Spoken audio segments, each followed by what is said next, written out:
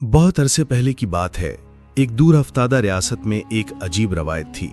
हर साल एक नया बादशाह मुंतखब किया जाता जो एक मायदे पर दस्तखत करता कि साल के इख्तिताम पर उसे इक़्तिदार से सबकदोश होना पड़ेगा और एक वीरान जजीरे पर तन्हा छोड़ दिया जाएगा जहां से वापसी मुमकिन न थी।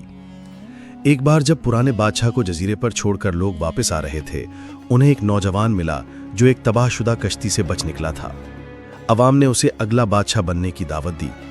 इब्तिदा में झिझकने के बाद वो नौजवान 1 साल के लिए बादशाह बनने पर राजी हो गया। उसे जजीरे की रवायत के बारे में बता दिया गया कि मुद्दत पूरी होने पर उसे भी वहां छोड़ दिया जाएगा।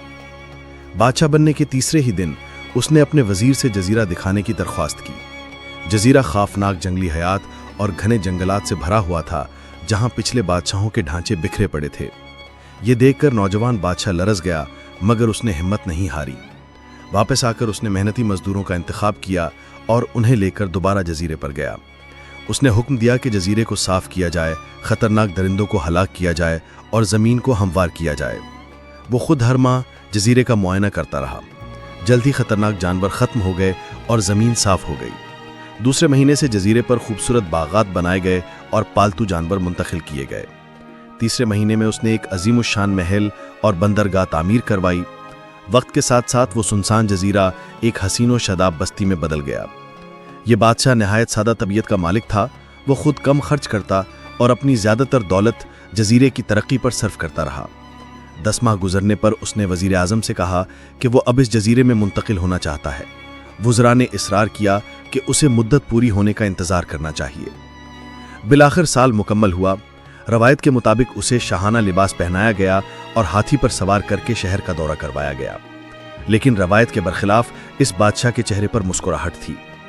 लोग हैरान हुए और पूछा, जब बाकी सब बादशाह इस मौके पर रोते थे, तुम खुश क्यों हो? उसने पुरसुकून लहजे में जवाब दिया, मैंने वो दाना लोगों की बात सुनी थी कि जब तुम पैदा होते हो तो तुम रो रहे होते हो और दुनिया हंस रही होती है। जिंदगी ऐसी गुजारो कि जब तुम दुनिया से रुखसत हो तो तुम हंस रहे हो और दुनिया रो रही हो। मैंने अपनी बादशाहत के दौरान रंगीनियों में खो जाने के बजाय मुस्तकबिल की फिक्र की। मैंने वो जजीरा जो दूसरों के लिए मौत का पैगाम था, अपने लिए जन्नत बना दिया। अब मैं वहां सुकून से अपनी बाकी जिंदगी गुजारूंगा। इसीलिए अक्लमंद वही है जो आर्जी शान और शौकत को छोड़कर मुस्तकबिल की तैयारी करता है। मैंने भी यही किया। ये कहानी हमें आखिरत की याद दिलाती है जो हमारी दायमी मंजिल है।